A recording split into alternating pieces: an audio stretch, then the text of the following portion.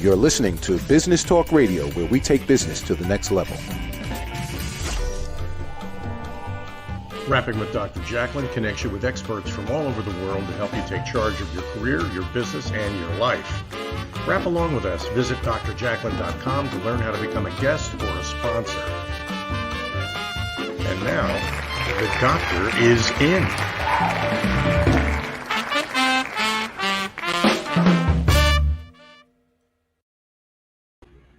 Happy Friday and welcome wherever you're joining us from in the world. Good morning, good evening, good day. We are so happy to have you back with us. This is our third show. You are watching Rapping with Dr. Jacalyn. I have a story to tell. It's not going to be my story today. It's going to be my guest. I'm Dr. Jacalyn Kerbeck, and I am joined with our guest. She is driving imminently into the studio, and here she is. Her name is Esther B, and she's joining us from Montreal, Canada. Hello, how are you? I'm good. Thank you so much for having me, Dr. Jacalyn. This is very exciting. I'm thrilled that you're here, and I have to be honest, I tried to say your name, but I can't do it, so I didn't want to mess it up. So will you share your last name with everybody who's watching and listening? Sure, it's Esther Brzezinski, B-R-Z-E-Z-I-N-S-K-I. There's three consonants together, so it's hard to pronounce. Brzezinski, yeah. It's a beautiful name. Oh, thank you. Yes. We were having a lovely conversation backstage about a number of topics, and I love the work that you're doing. So you're a voiceover artist and also an actor. But yes. So we'd love to hear, I have a story to tell. We would love to hear your story. And why don't you start wherever it is that you feel comfortable and take us on some of your journey. And I'll be asking questions in between. Absolutely. So I had a small home-based business since 2003, which I loved. And I was in a store, and in addition, I did a lot of pop-up sales. And about 3.5 years ago, I decided that I was going to slow down in that area and possibly look into doing something else. Around the same time, I was at a get-together, and an acquaintance came up to me and pointed out that the sound and tone of my voice was very interesting, and that perhaps I should look into doing voiceover work. So I pursued that. I took classes, I took workshops, I joined some pay-to-play websites, and I literally had about 40 auditions before I got my first gig. So I was doing that while I was still doing my pop-up sales, and then COVID happened. During that time, I also started taking some acting classes as well, because I realized that I had to learn to act because of some of the requirements in voice performance. So, and with that, it also brought out a love and passion for acting itself. So I was doing that as well as doing voice acting, and I was in my 60s. I'm going to be 64 next week. And woo, you amazing. Thank you. Incredible. And I say it freely. I say it freely because I think it's important to talk about it. I heard somebody say this, and it really resonated with me, that my age is not my cage. So that's my motto. That's what I live by. And, that's how I'm conducting my life now. So that's what I love that. Why keep it inside? And so many people are defensive about their age, and they get offended if you ask them. If you're proud of who you are and you take care of yourself, why not just share it? So I have several questions about what you just shared with us. The first was, you said it took about 40 auditions. Yes. Yes. What is it that kept you going? This is a whole new field for you, right? You could have said at any moment, you know what? I'm just don't want to do it. I'm going to go back to something I feel comfortable with. But you pursued and you won. What was the impetus for you to do that? No regrets. I didn't want any regrets. This was something I was very adamant about. And there was a time in my life that I had not done a lot of or pursued what I always wanted to. And in fact, acting was of interest to me when I was in my early 20s. I was discouraged, parents, ex-husband. So I wasn't going to let that get the best of me. I did not want to have any regrets at all. So I pursued. I knew that rejection was part of the process, and I just pursued and continued and got an email and said, we would love to hire you. And that was it. And that was the beginning. And then after that, I've I've done quite a bit of them. So yeah, just don't give up and pursue it. That's of utmost importance. Well, again, congratulations. I'm so happy for you, because so often we're so close to achieving our dream, and yet challenges come, and for some reason we don't expect that we're going to have challenges, right? We think everything's going to be so easy, but if it was that easy, it wouldn't be worth the journey, would it? Exactly. That's exactly how I feel. And I also always tell people, do it scared. I mean, if you're not doing it scared, then it's not worth doing. So that's something I also believe in doing. And I started a podcast 2 months ago. Before every episode, my heart is beating fast. I get, the fear comes in, but I try to work through it. So that's what deters people most of the time, is the fear.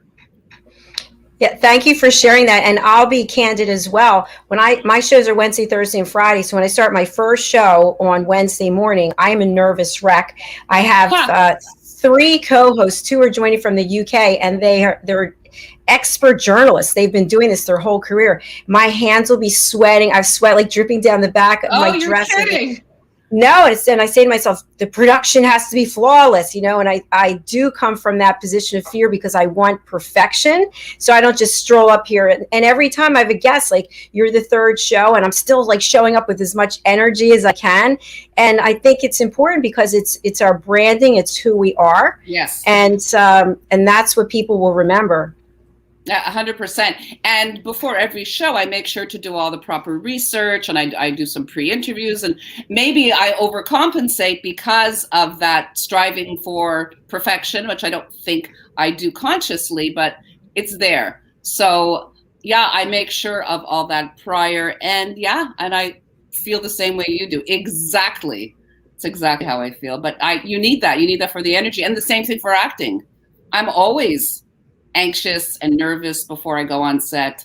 Before I have to say my lines, I think, oh my God, I don't remember them. And then once it starts rolling, it just like it comes out, it's there. So that's something that I really want to focus on. We haven't had anyone on any of our programs who is voiceover artist or an actor.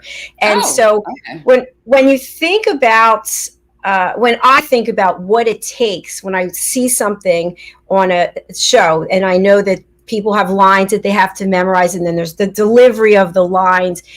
How do you take whatever else is in your mind? Our minds are filled with information. How do you get rid of that information just to focus on the lines that you need to deliver? So what happens is that it's almost like a light switch goes on. And I just say that I'm on. I'm doing this. I can do it. And I also become the character. That's something that's very important to me. I look at the situation. I look at the room that I'm in. I look at the character who's playing my son. I remember the mindset of the character, and I just let it flow. And it works. It does work. It surprises me, trust me, because I never think it's going to happen. I just walk out, oh my God, they're all watching me. I'm going to forget and it doesn't, the lines are there. It just comes. So. That's incredible. And Esther, once you're finished with a certain project, do you still carry a little bit of that character with you, or do you put that character in a box and you say goodbye? So if it's something that takes a few days, I'm still in that character. So let's say it's 3 days, and I play the bitchy wife, for instance, which I just did. Yeah, that's hard to. The boyfriend doesn't appreciate it, but it's hard to let go of that. It's I have to sort of hang on to the character, until it's a wrap, and then okay, I can go back to being myself. I don't know why that is, but I guess that's my process. I sort of have to still stay in character to some extent. Yes, and I'm sure that takes a certain level of energy also. It's exhausting.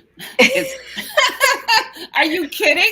Between the scenes, I go into the room, and I'm close to passing out. No, seriously, it's exhausting, the energy that you put into it. And but you need that energy to perform. So right. And you don't feel it while it's happening. It's like podcasting. We were speaking backstage. That same nervous energy. You need that, and it helps you.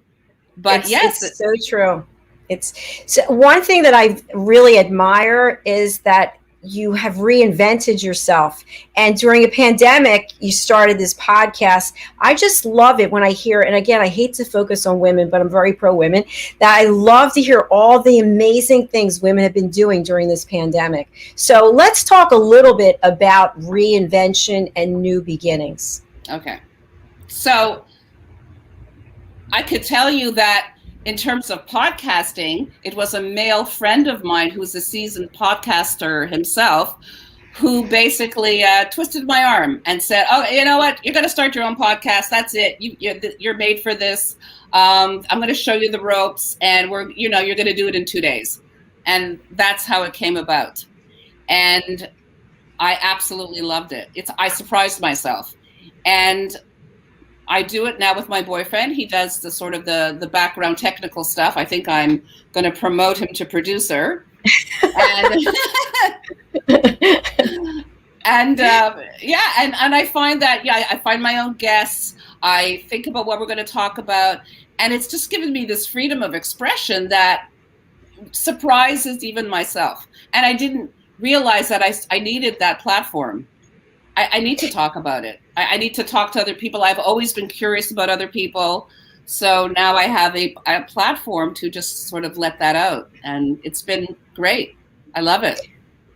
And you can just see the passion in your face, and you're all lit up when you talk about it. I think that's terrific. And the boyfriend should get the promotion because it's better if you have two of you doing it, right? Right, absolutely. So I told him that I think I'm going to promote you to producer, only that in that he's very particular. He's a stickler for details. I'm more of a big picture type of person. So if I'm like doing the banners on StreamYard, for instance, he'll check the punctuation, the spelling, takes care of the angles and, stuff of that sort. So it's actually a good combination. Yeah. Yeah. It sounds like it. If people want to get on your podcast, how do they do that? Or do you hand select? I know you said you find the guests, but can they volunteer to be on your show? Yeah, I'm definitely open to guests. I concentrate mostly on creatives, actors, comedians, authors, dancers, even hairstylists, people who are creative, who are in the entertainment industry. That's my area of interest, and those are the type of guests that I like to speak with. So definitely, it's called Esther's Breeze. I have a YouTube channel. And it's also in audio on Apple Podcast, on Spotify, and most platforms that have podcasts. So, yeah, I extract Wonderful. the audio for that. Yeah, it's great. I love it. I love the name also. That's Esther's Breeze. Yeah, I love that. It's kind of like you're talking, but it's also feels like freeing and, enlightening, and you're just floating. Maybe it's just, it's a safe place. That's what I feel. It is. And it comes from the idea of shooting the breeze. Also, when I was younger, I had a nickname called Breezy because of my last name. Nobody could pronounce it. So instead of Esther B, it was Esther Breezy or Breezy. So that's where that came from. So it worked on both levels. So yeah, I'm happy with it. I'm happy for you. We are going to take a quick break and hear from some of our sponsors, but please don't go away because there's so much more for us to shoot the breeze about with Esther B. Stay tuned. We'll be right back. Hey everybody, my name is Ralph Graves Jr. I'm the host of the Ralph Graves Jr. Show, and I want to invite you to pick up my book, Unstoppable. I wrote a book called Unstoppable. It's 7 universal laws that will transform how you pursue and achieve success. The one thing that my 20 years of law enforcement has taught me is that no matter who you are, we are all governed by universal laws, like gravity. But in this book, we're going to talk about laws like the law of forgiveness, laws like the law of control, the law of intelligent practice, the law of expectancy. I was able to see how those, no matter what their background was, those who identified and treated these laws with respect, they were able to go on and lead successful lives. So pick up this book, and you can go ahead and pick it up at Amazon.com, BarnesandNoble.com, RalphGravesJr.com, where anywhere where fine books are sold. Thank you. There are 7.7 billion people on Earth today. 40% of these people are under the age of 25. Young adults are the most fertile mission field in the world today.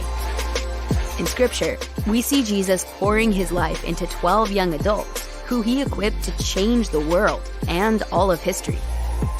Like Jesus, we believe that the best approach to reach the world with the gospel is to invest in young, emerging leaders and equip them to build disciple-making movements. Concentric is the notion of surrounding and sharing a common center. Our center is the model and strategy of Jesus for both leadership development and ministry formation. As a global alliance, we provide equipping in biblical leadership based on Jesus' example in the New Testament. Jesus modeled for us how to make disciples that reproduce. Focusing on leadership development is key to creating movements that spread the gospel and Jesus' disciple-making strategy to young leaders around the globe. Our ministry alliance partners are actively equipping leaders and building movements of multiplication that reproduce the life of Christ. Join us today to equip young leaders with Jesus' strategy that will change cities and nations.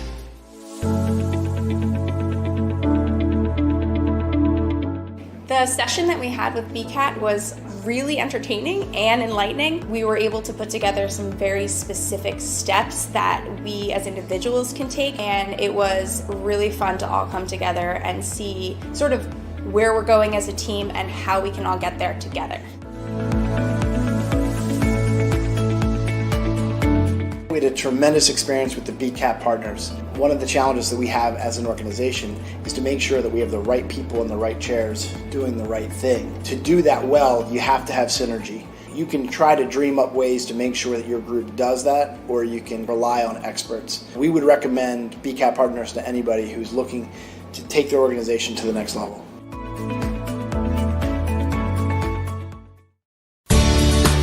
Academy Sedan and Limo is a full-service transportation company serving the Philadelphia metropolitan area with full knowledge of the New York City, Baltimore, and Washington, D.C. areas. We pride ourselves on being the most dependable, conscientious company in the industry. Our always on-time service and dependable pricing make us the company to call for any event or occasion. Our vehicles can accommodate any size party for any occasion. Our vehicles range from four-door sedans to SUVs to minivans to limo buses to full-size tour buses and can accommodate groups of 2 to 100. We offer airport shuttle service or over-the-road service without limitation regarding mileage or time, and no drive is too long or too far. So if you find yourself in need of transportation of any type with any vehicle, give us a call at 610-842-4564 and let us show you what a real transportation company can do for you. Use code ACADEMY2020 to receive 20% off your first 3 rides, including parking and tolls.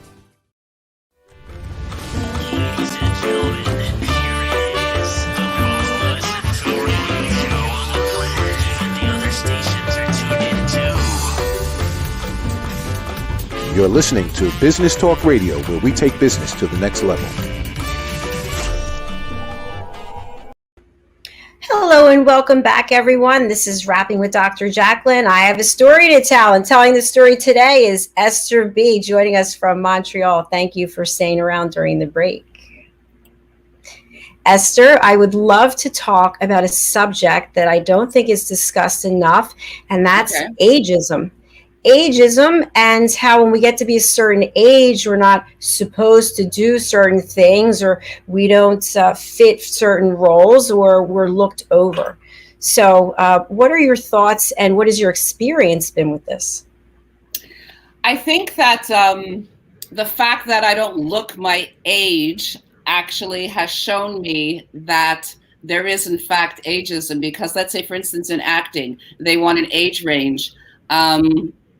So they'll want some 45 to 55. Usually I'll get hired for that age range.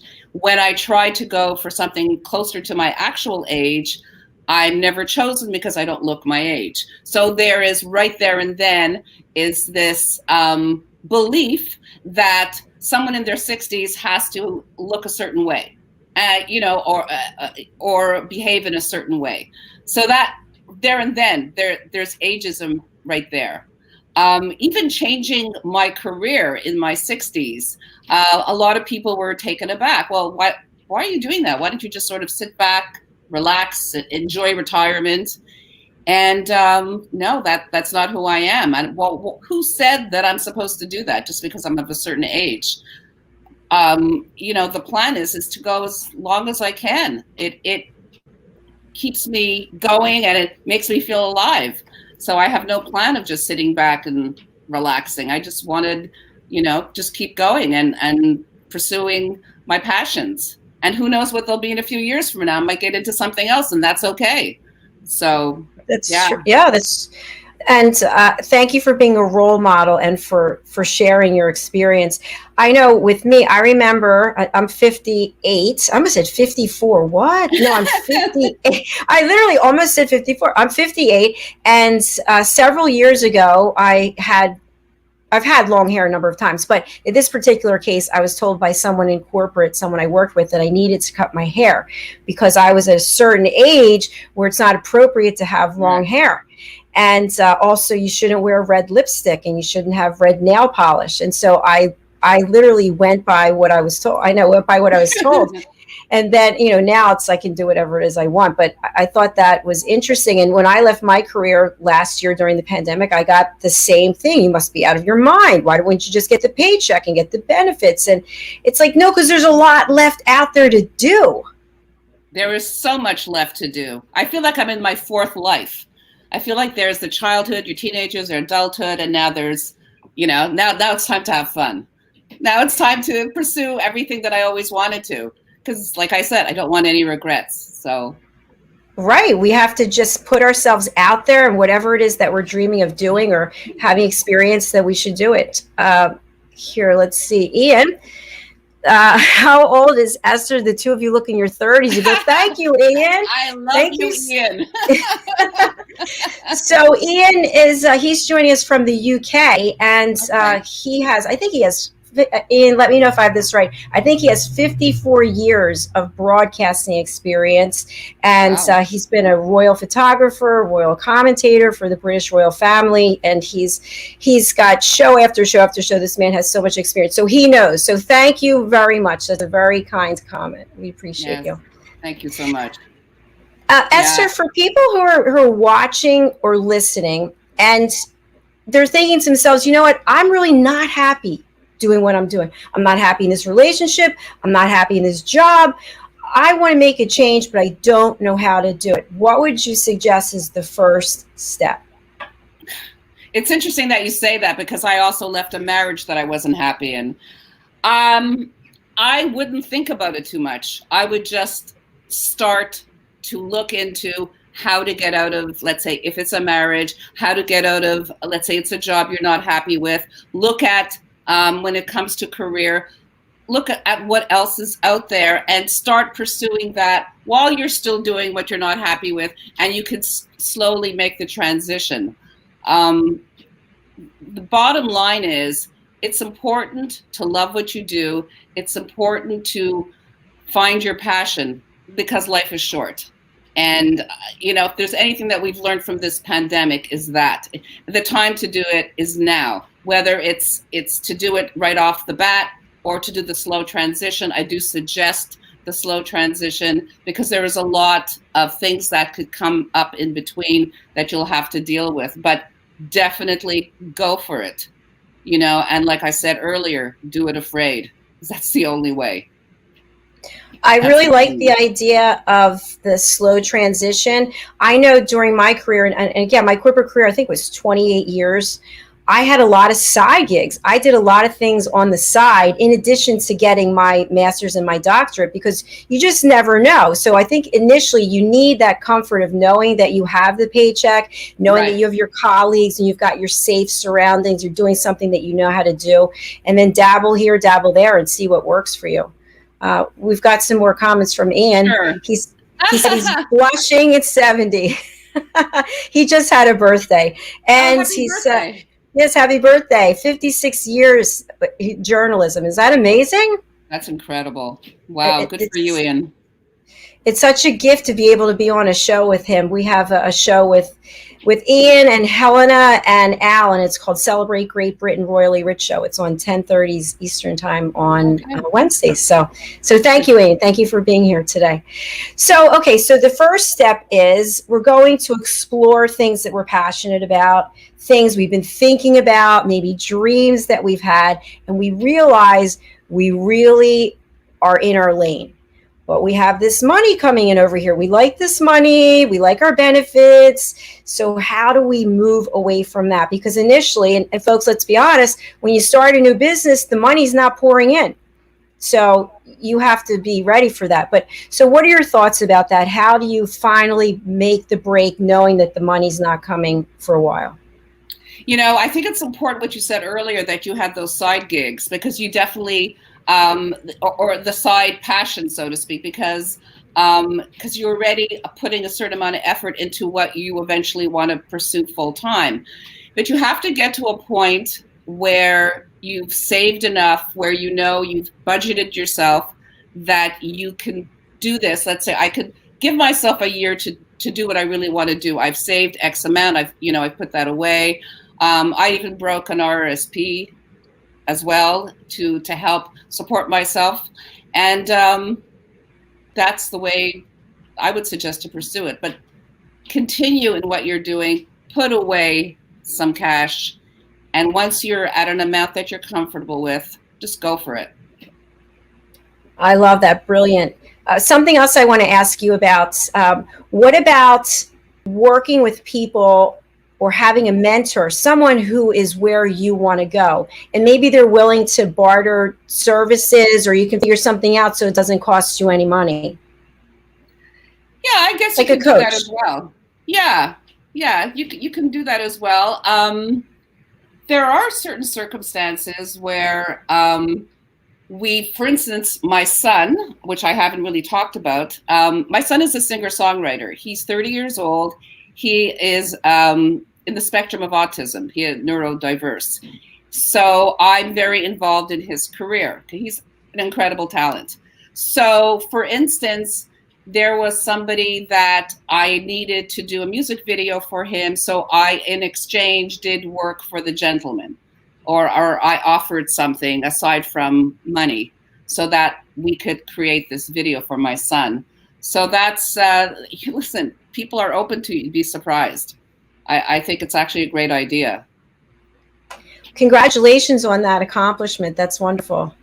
Thank you so much. Yes, the video came out last week. And the song is called A Love as Pure as Yours. That's the name of the song. David Sean, his name. A Love as Pure as Yours. And can we find that in the traditional places, Apple and? Yes, it's there. And also he has a YouTube channel as well called David Sean. Okay, and SHAWN? Yes. Okay. David Sean. Everyone check that out. That's wonderful. So I love all these topics that we're discussing because they're all real.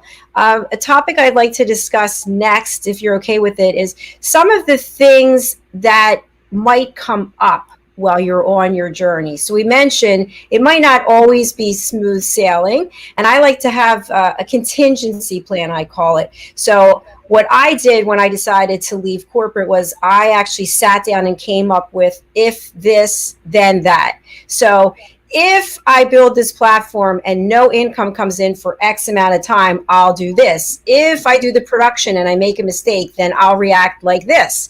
What are your thoughts on trying to have a plan for yourself?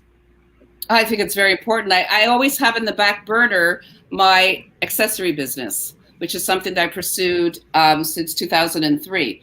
So that's something that comes easy to me. I have a client base. I have a lot of followers, actually. I built up my social media following from that business. So I know that I always have that I have these people who are would be waiting, so to speak, for me to go back to do that. It's not something I'm worried about. And, it's an ability that I have that's, something I've always had. So I know that I have that just in case. So you have multiple revenue streams, which is incredible. And Yes. also, let's talk a little bit about passive income. When you're thinking about making a move and you have a certain amount of money, maybe you can invest some of that money. So that's earning money for you while you're taking the rest of the money and doing something else. Yeah, so I haven't really done a lot of that, to be honest. I do have RRSPs, like I said earlier. I don't know if it's the same in the States. Are they retirement funds? Yes. Yes. So I do have that. But aside from that, no, I haven't really delved in very much in that area.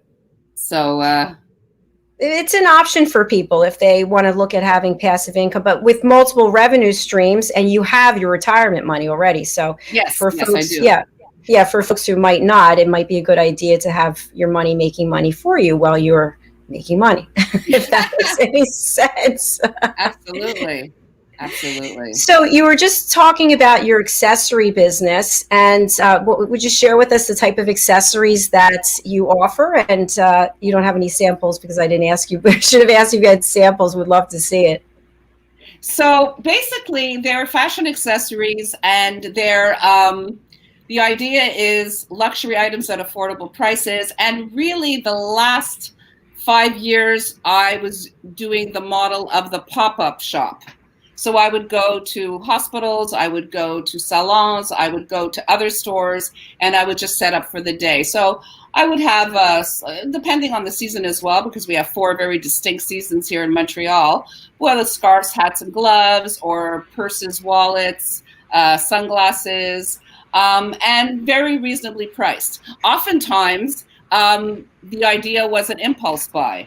So that's why I kept the prices very reasonable, but still having the quality and the look of what I refer to as luxury. So, that's sort of what I based it on. And it was very successful until the pandemic. That sounds like a lot of fun. It is. It is a lot of fun. Absolutely. We have another show called Fashion, Fitness, Travel, and Leisure. I would love if you would come on there and show us some of your designs, model them for us. That would be great. I would do that all the time. I'd stand by my tables and I would just put everything on and show people. I would love that, absolutely. And the idea, so it was twofold. One was I always had a struggle with weight. And I love fashion. So for me, the idea of having the scarf and the hat and I could always play, and it didn't matter if I was the size 8 or a size 14. And in addition, I needed to be in a business where I could still be accessible to my son who has special needs, so that when he would come home from school, I could be there for him, help him with his homework, etc. So I needed to do that because I was a fashion buyer prior. And I left that so that I could stay home with my son. I also have a daughter. But because of my son's difficulties, I made that decision to stay home. But because I had it in me, it just never left. I was in the fashion industry, and I had to express it. So when he was 13 and started high school, I decided that's it. I need to go back. I have to do something. I took $300 and went to one of my suppliers that I used as a buyer for a large retail chain and started to buy and built up a customer base. And I was home for my son when he came home from school. That was very important for me. So literally started in my basement. And so you're a fabulous mother, and you're a creative genius, and you're so talented. I love hearing your story because you are definitely an inspiration and a role model for many people. Here, you already have a situation at home, which is really important. Your son, you love your son. And as you mentioned, he has special needs and he needs your attention. And yet you have these other things. You have to have an income coming in. So you really managed to figure it all out. And congratulations again. Oh, thank you so much. Yeah, I had no choice, basically. And I did what I had to do. But you weren't, like you mentioned before, you weren't going to be held back by fear. And there are people, there's no judgment, but there are many people right now who are still living in fear. And it's, we're here to tell you it's okay to take the first step because you never know where it's going to lead. Absolutely. I'm a big believer in that. Absolutely. You have to do it with fear and no regrets. That's the end game. Right. One thing that I like to share with people, and again, I'm not a paid spokesperson, but this Clubhouse app, if you are at home, you could jump onto Clubhouse and make really powerful connections. What's your experience been with that, Esther? Oh my goodness. It's been amazing. First of all, that's how I met you. In addition, for my podcast, I have about 4 guests coming up that I met via Clubhouse that I would never have access to. And in fact, I had Mr. Eddie Brill as a guest, who was the opening warm-up comedian for David Letterman for 19 years. And we met on Clubhouse. I heard him talk in the Comedy Lounge. He's just an incredible storyteller. I friended him, then friended him on Instagram, and we just became friends. And in that friendship, I asked him, would you like to be on my podcast? And he came on, and he was amazing. That would never have happened. Yeah. It's so true, because you're on your phone, right? For people who don't know, your phone is actually a stage, right? There's an auditorium, really. So there's a stage at the top, and then people who are followed by the people on the stage, and then people in I call the nosebleed section. But you never know who's in the room. And the goal is to get up on stage and speak so that people can hear you. But you don't have to right away. You can listen in. So when we think about new beginnings, we starting something new, head over to Clubhouse. If you don't have an invitation, I think I have a few. Esther, I don't know if you have any, but I have about 7 available. Yeah. So we'll definitely help you. And if you're interested in doing that, something else I think is great is Lunch Club. Have you been on Lunch Club? No, I have not. It's, I have to say, I have met probably 50 people on there, and maybe 30 of them have a big role in my life right now. It is an online networking site that uses artificial intelligence to match people. So there's no cost. You can subscribe to be on every week. You can pick as many matches as you want, but I would highly suggest lunchclub.com. It's video. So you need over different platforms, whereas Clubhouse, for those who don't know, is audio. That's amazing. Thank you. And yes, definitely. Yeah, please do. Please do. It's really valuable. What advice or direction would you give people who are looking to start a podcast? So the way that I do mine is similar to yours, in that I also do a broadcast, and then I extract the audio, and it becomes a podcast. The advice that I would give is do your homework, know your audience, and make sure that that you have a little bit of help in the beginning, because there's a lot to take care of.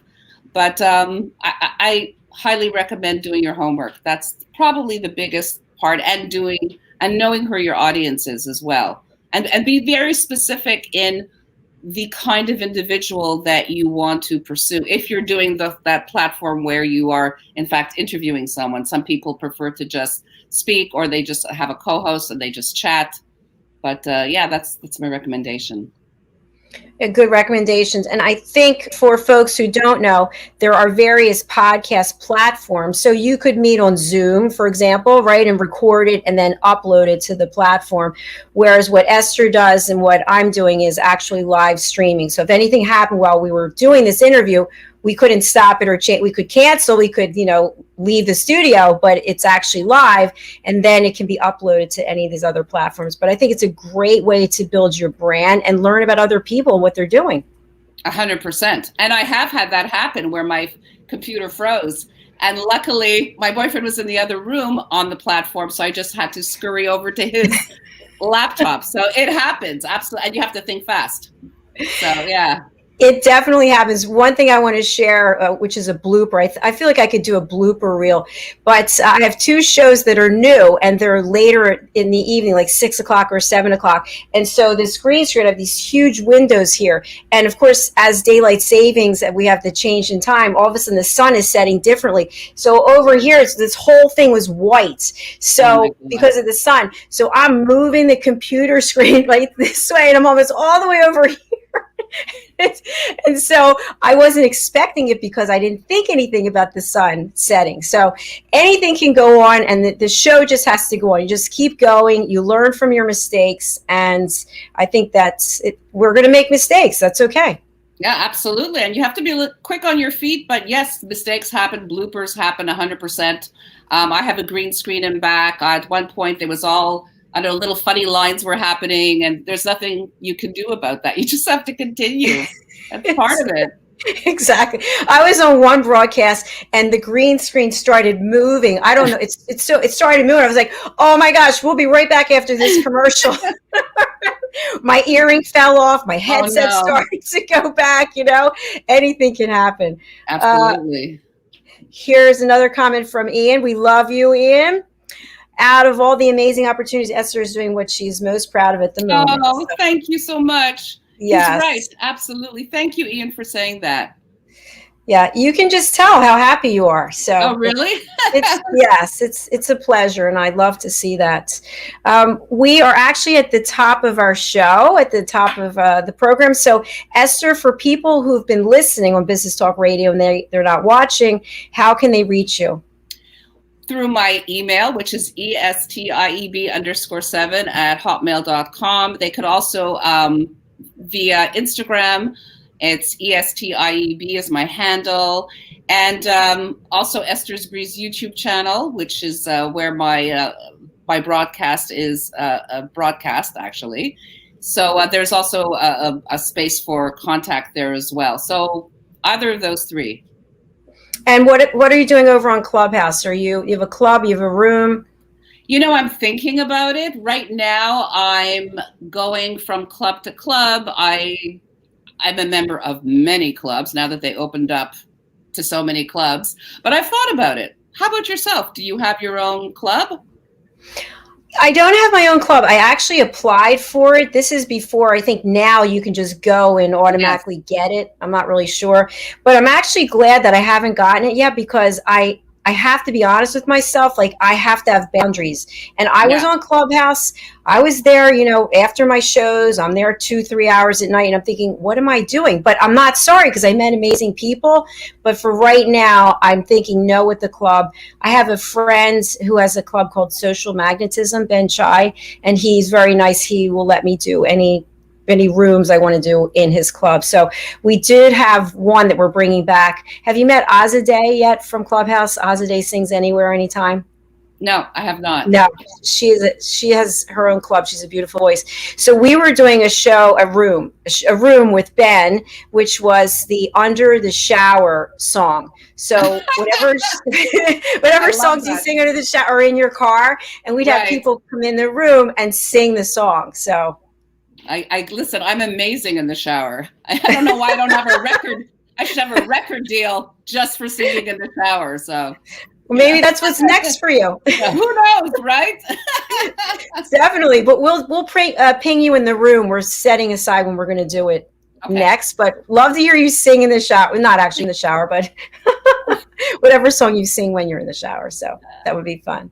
Yeah, well, Esther, it has been a real pleasure having you here. I'm going to spotlight you. And if you could, for all the people out there, again, who want to start a new beginning, they want to move on, they want to be happy like you, what do they have to do? Just do it. Do it scared. Like I said, if it scares you, then it means it's worth doing, and just pursue it. And basically, in the end, not to have any regrets. That's what I believe. Perfect. We wish you all the best with your acting and your voiceovers, and I'll look for you in Clubhouse. It's been a real pleasure having you here. Thank you so much for having me. I had a blast.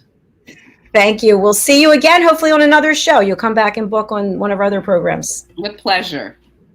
All right. Thank you, Esther B. Take care of yourself. Thank you. Everyone, thank you so much for being here today. This was a great program. Esther really is a role model. She's so inspirational. I can just say to you so many times, make the decision to take the first step. I did it. She did it. So many other people are doing it. And once you get into your lane, things are so different. You can't wait to get up and do whatever it is. When I think to myself, and again, I had a great career. I love my career, the people I work with. Monday morning sales calls. Oh, Salesforce.com, updating. I love being with the clients. I love the camaraderie. I love the travel, but there's certain things I don't have to do anymore.